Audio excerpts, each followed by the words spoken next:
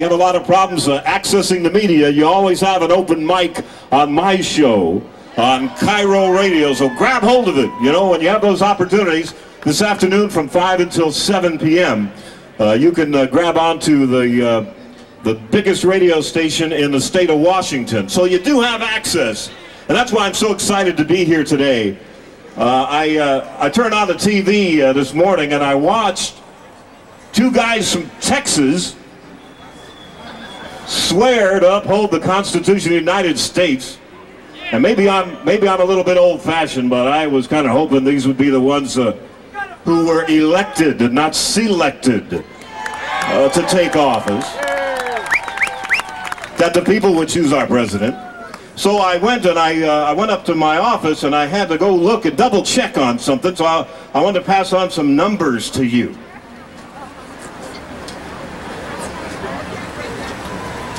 And the numbers that came out on the Associated Press, that's your mainstream media, says Al Gore,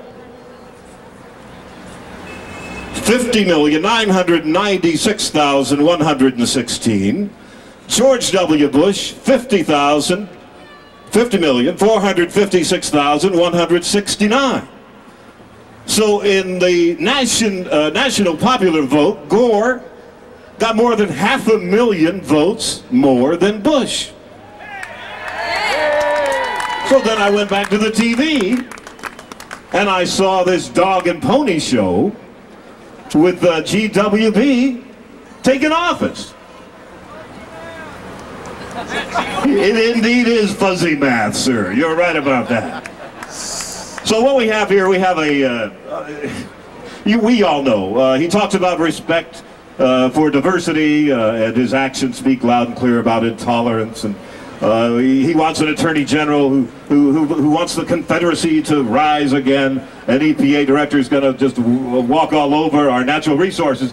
But that's not even why we're here today. I would have come if somebody said, Mike, would you come by and talk about how ridiculous this presidency is going to be? I would have been happy to be here. But I'm much more energized to be here on a whole different issue that has galvanized so many people who have called into my talk show, have emailed me and voicemailed me, that are not party affiliated necessarily, or they may be Republican or Democrat or third party.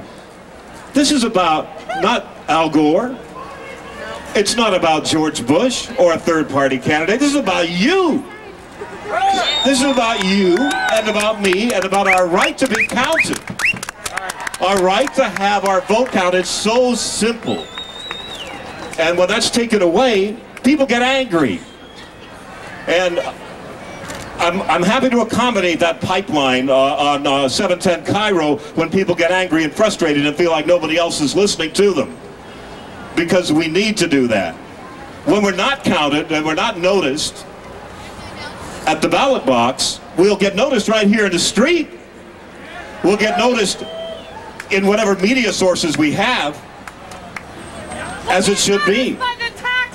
So the next question is, what do we do? I have my colleagues in broadcasting who say, well, give the man a chance. Let's see if he can do it. Well, that's what I said. That's what I said. And by the way, we gave the man a chance, and he lost. Right. Yeah. He lost the election. That's right. And I'll tell you, as I walk away from you here, and I encourage you, this is not shameless self-promotion. I really want you to participate in what people have often felt is not theirs to use, and that is this so-called mainstream media, at least when I'm there. And I'd like to have you call in and talk to lots of people on the radio with me this afternoon. But as I leave, I can't say strongly enough how important it is to use what has happened here as an opportunity. Because you know how many folks we've already heard that say, get over it, it's done, quit whining, your guy lost, our guy won. It's not even relevant.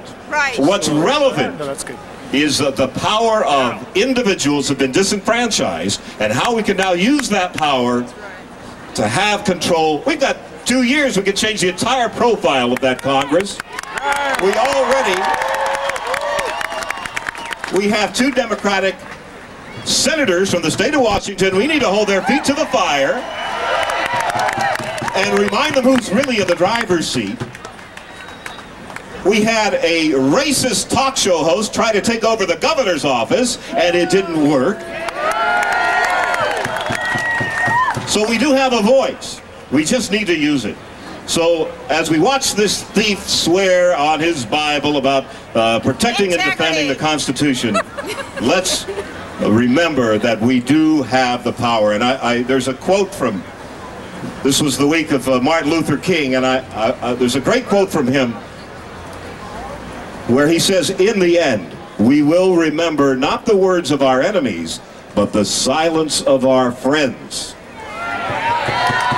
Let's watch out for those who call themselves our friends and make sure they speak up when it's appropriate to speak up. And I thank you so much for coming out. Keep being strong and speak out.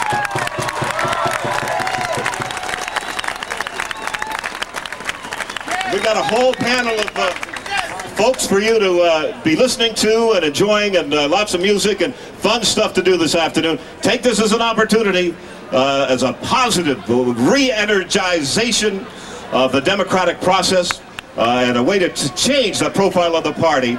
And I now would like to introduce to you Sally Soriano. She's going to speak to you next.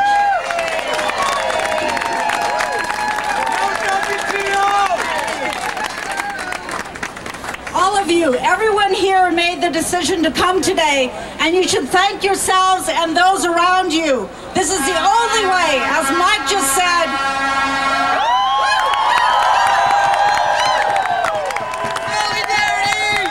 Must be the Teamsters.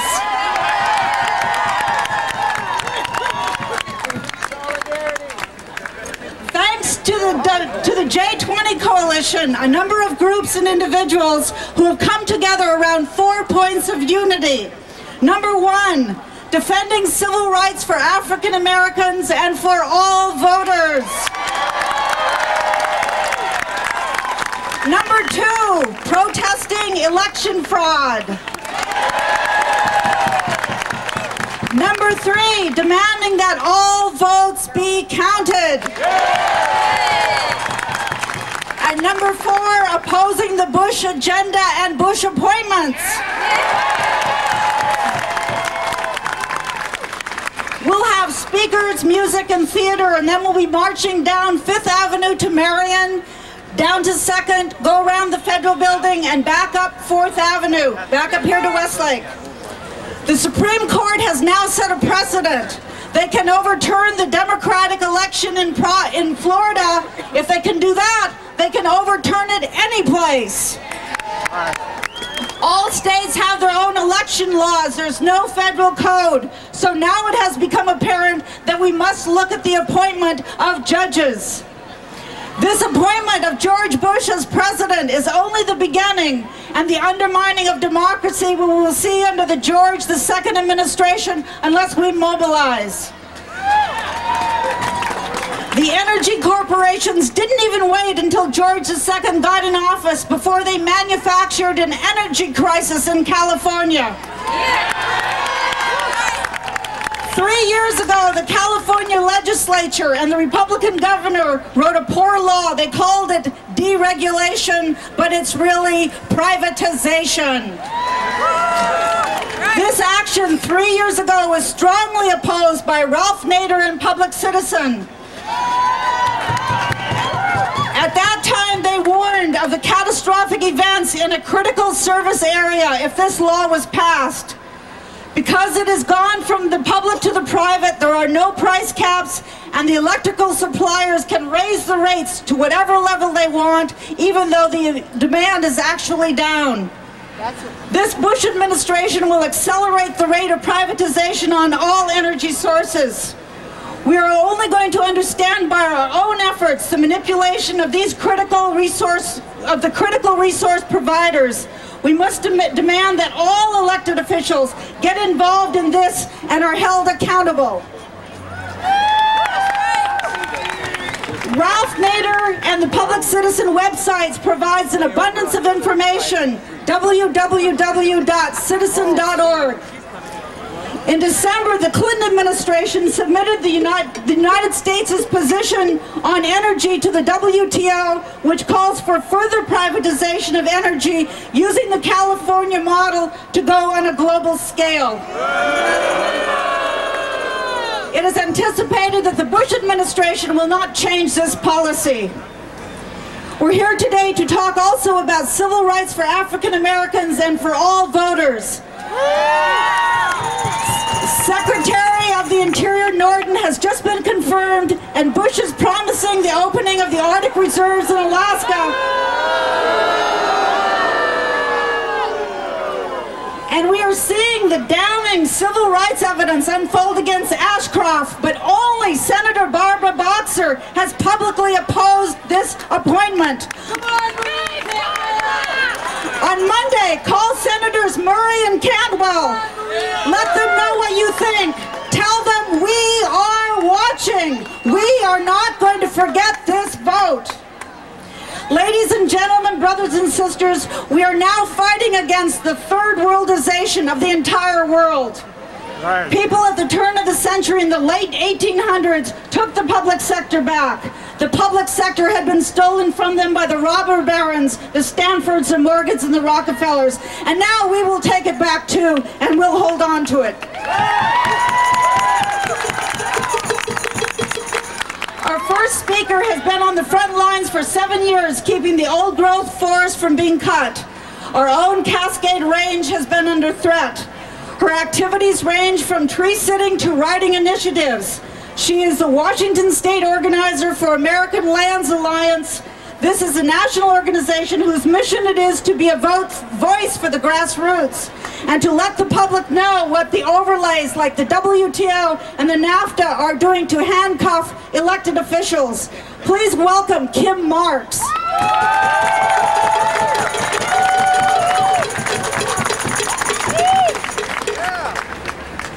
All right, I'm out here today because we only have 5% of our native, ancient, intact ecosystems left. I'm out here today because there's people who have been living in trees for over 2 years who can't be here today. And our forest is still being logged, and the salmon species are still declining. Democracy hasn't been working for a long time now. To me, it hasn't been working since the Native Americans got run off their land, they were massacred. It hasn't been working since the racial diversity in our towns are in our prisons. It hasn't been working since 95% of our forests have been destroyed and corporations have had the right to fire their workers here and move to other countries.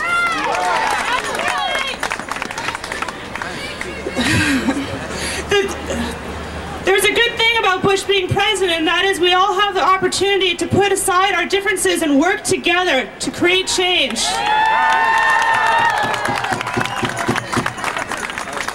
We know what he's going to do to the environment. He's going to destroy it. We know what he's going to try to do to the people. He's going to try to break us. We know what he's going to try to do to free trade. It's going to be horrible. We need to work together. That's right. And there are many ways to do this. Each one of us is committed to making change. We're all here today. We're all responsible. We're going to hear a lot of people talk about the problems. And once you've learned them, you can't walk away from them. We need to go out there and shut down these corporations. We need to go down there and support the workers. We need to get into the forest and sit in trees. Right now I'm working on a campaign. We're trying to stop Staples, the paper supply industry, from selling old growth paper products in their store. It's unacceptable. And we're the ones who keep them in business. We need to shut them down.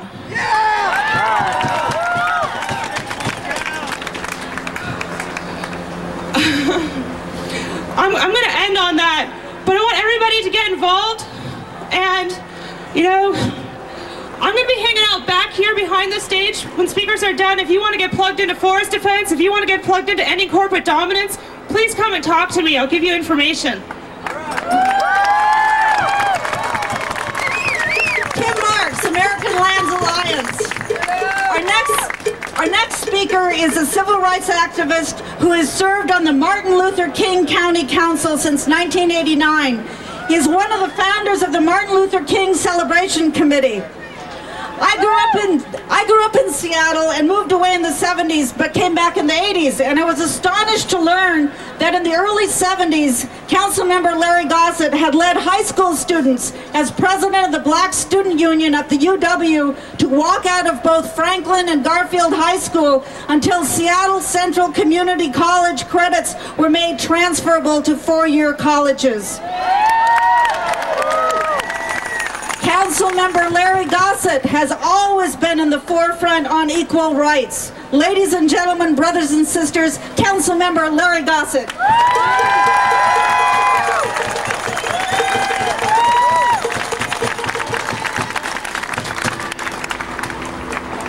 This is a very great turnout, so y'all give yourselves a hand.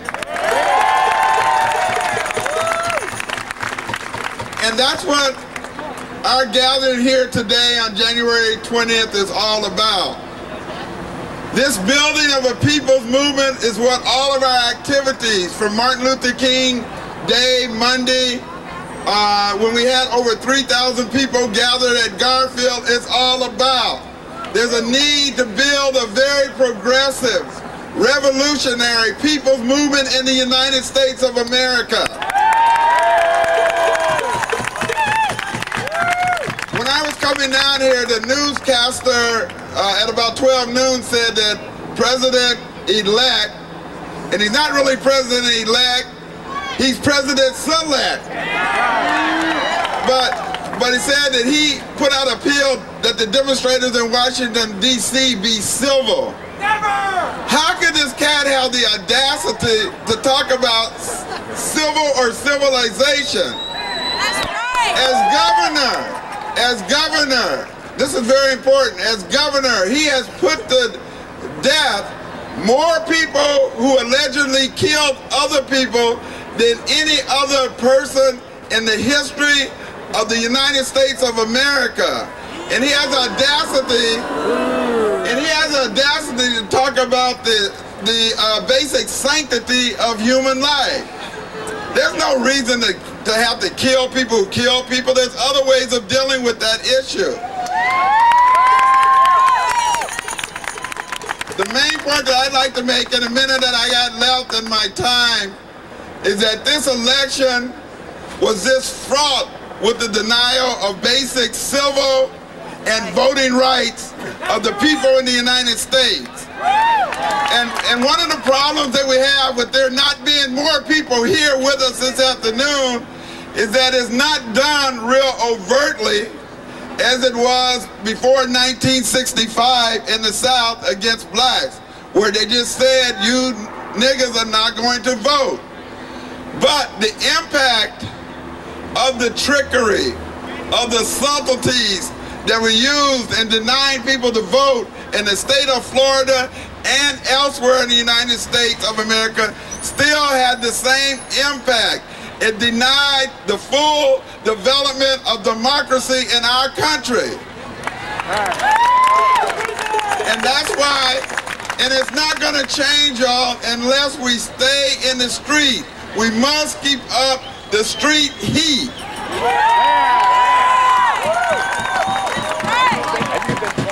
In Florida, they have a law that says that people who have been convicted of a felony can't vote.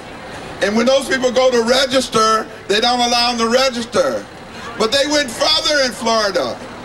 Jeb Bush and Miss Richards, the woman that's the Attorney General or Secretary of State in Florida, they got together and said and paid a consultant firm to put a list together of all the people that they know live in Florida that have felonies. But on that list, and then they sent it to all the precincts, something that had never been done before. This is how they subtly denied poor people, and particularly blacks, the right to vote. On that list, though, they put 38,000 people who only had misdemeanors. And when all of them, they go out to vote, but several thousand of them did, and they were denied the right to vote. So that is the truth of what is happening in America that we must share with the people, and we have to figure out a way to build a multi-racial people's movement in this country that has the ability to take state power. All power to the people.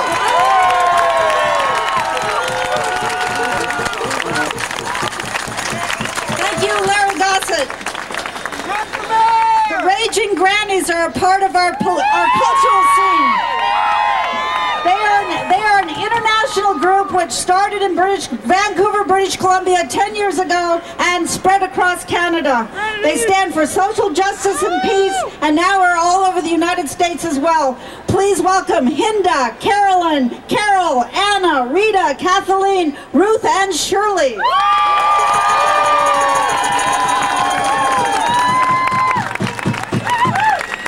Oh boy, what a wonderful crowd.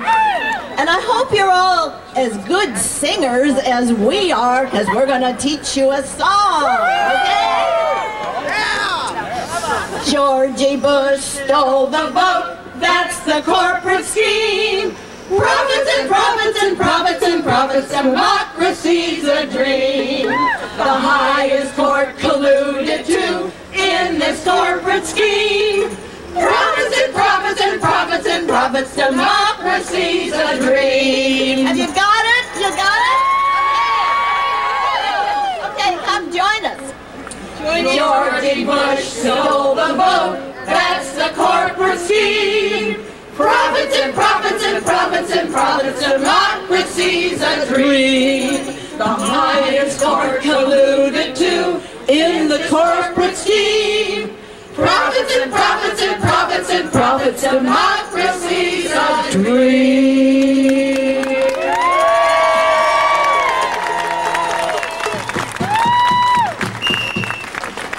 Hey, Ruth, you're on. Hey, Ruth. I'm going to read you a little poem called The Vote. Real close. Should I be clear? Is this better? Okay. This is called The Voter's Lament. Oh, I went to the poll booth, and what did I see but a ballot so peculiar that it puzzled me. I punched out the holes as best I could, because I didn't want Bush. I knew where I stood, Democratic. When the votes were all counted, Al Gore won. But the new president is George Bush's son. How can this be? So this is what we got to do to stop this man from carrying through his plan to wreck the environment and end the right to choose and give us all the blues. Real blues. We got to get together and unite. Black, brown, yellow, red, and white. Work like hell to prevent Georgie from carrying out his intent. Let's all get together, unite!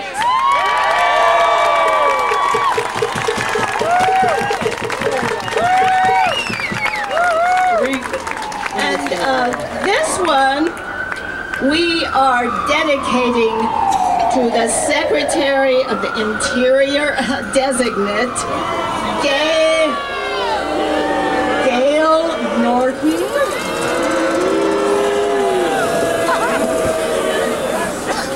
Oh, we're radical environmentalists. Oh, we're radical environmentalists. We like clean air and clean water, just like the farmer's daughter. Oh, we're radical environmentalists. Oh, we like our veggies without pesticide, and our meat without those hormones placed inside.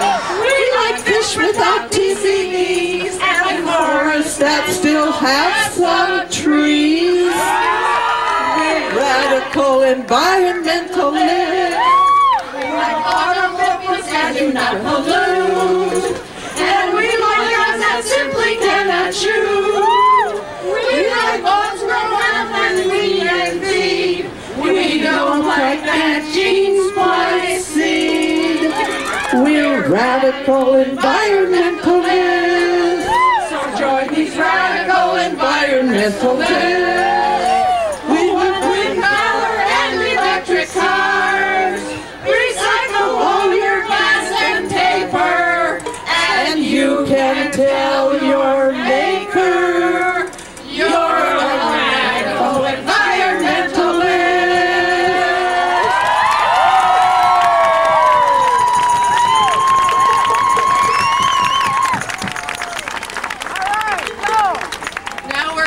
a version of When the Saints Go Marching In, and we want you all to sing with us. We want them to hear us all the way to Washington, D.C., all across this country. Okay? Ready?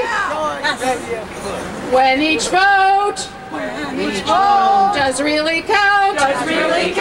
When each vote does really count. How I want to be in that number. When each vote does really count. When we respect our Mother Earth. When we respect our Mother Earth. How I want to be in that number. When we respect our Mother Earth. When homelessness has been erased. When homelessness has been erased. How I want to be in that number. When homelessness has been erased. When women all have the right to choose. When women all have the right to choose. How I want to be in that number. When women all have the right to choose. When workers get a living wage. When workers get a living wage. How I want to be in that number. When workers get a living wage. When healthcare is a right for all. When healthcare is a right for all. How I want to be in that number. When healthcare is a right for all. When no big business buys the votes. When no big business buys the vote. How I want to be in that number. When no big business buys the vote. When the Oval Office has no NRA. When the Oval Office has no NRA. How I want to be in that number. When the Oval Office has no NRA. When each vote does really count. When each vote does